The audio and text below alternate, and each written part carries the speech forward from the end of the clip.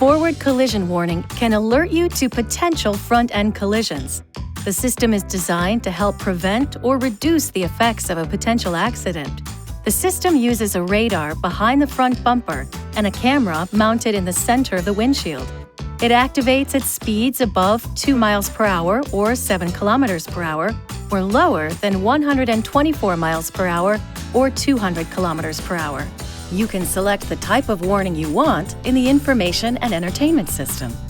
Select Warning and Brake for limited automatic braking, along with audio and visual warnings.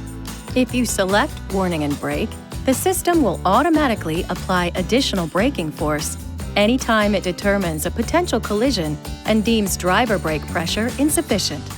When only Warning is selected and the system is active, it provides no limited braking, but if equipped, does guarantee automatic braking or active braking. The forward collision warning system can be set to far, medium, or near, and can also be deactivated through the Information and Entertainment system. Following a deactivation, the system will not warn the driver about a possible collision regardless of the setting selected. Remember, forward collision warning is not designed to avoid a collision on its own, and it can't detect every possible type of collision. The driver is responsible for collision avoidance via braking and steering. This video is not intended to take the place of your owner's manual.